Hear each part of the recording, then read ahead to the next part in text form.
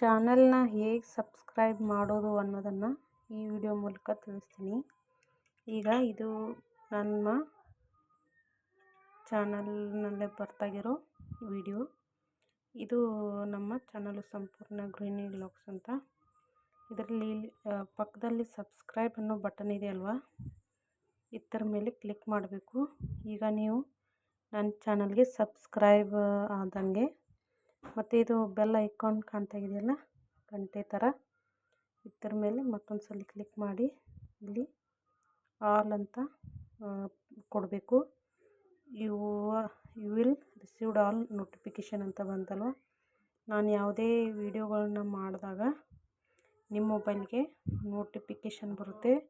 ಎಲ್ಲ ನನ್ನ ವಿಡಿಯೋಗಳು ನಿಮ್ಮ ಮೊಬೈಲ್ಗೆ ತಲುಪುತ್ತವೆ. ಇಲ್ಲಿ ಯೂಟ್ಯೂಬ್ ಚಾಲು ಮಾಡಿದ ತಕ್ಷಣ ನೋಡಿ, ಇಲ್ಲಿದೆ ಅಲ್ವಾ, ಯೂಟ್ಯೂಬಲ್ಲಿ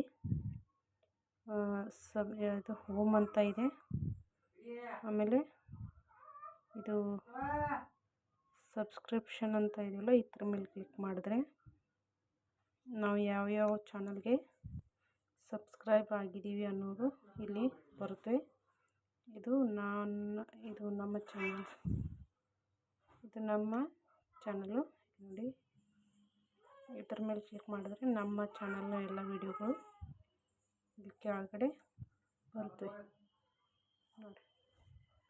ಈ ರೀತಿ ಚಾನಲ್ನ ಸಬ್ಸ್ಕ್ರೈಬ್ ಮಾಡೋದ್ರಿಂದ ನಮ್ಮ ಎಲ್ಲ ವಿಡಿಯೋಗಳು ನಿಮ್ಮ ಮೊಬೈಲ್ಗೆ ತಾನಾಗೆ ಬರ್ತವೆ.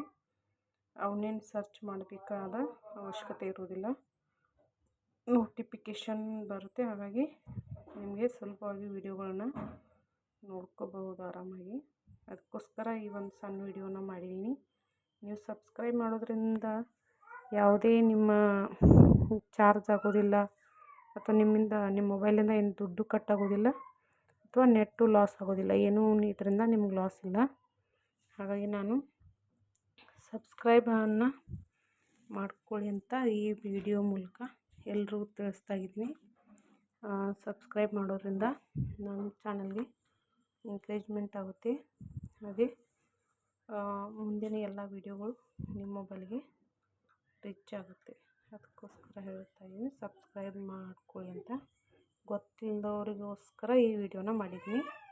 ಗೊತ್ತಿದ್ದವ್ರಿಗಂತೂ ಆಲ್ಮೋಸ್ಟ್ ತಿಳಿಯುತ್ತೆ. ಸಬ್ಸ್ಕ್ರೈಬ್ ಮಾಡಿದ್ರೇ ನೀವು ಯಾವ ಚಾನಲ್ನ ವಿಡಿಯೋಗಳನ್ನ ಸರ್ಚ್ ಮಾಡ್ತಿರ್ತೀರೋ ಆ ವಿಡಿಯೋಗಳು ನಿಮ್ಮ ಮೊಬೈಲ್ಗೆ ಬರುತ್ತೆ.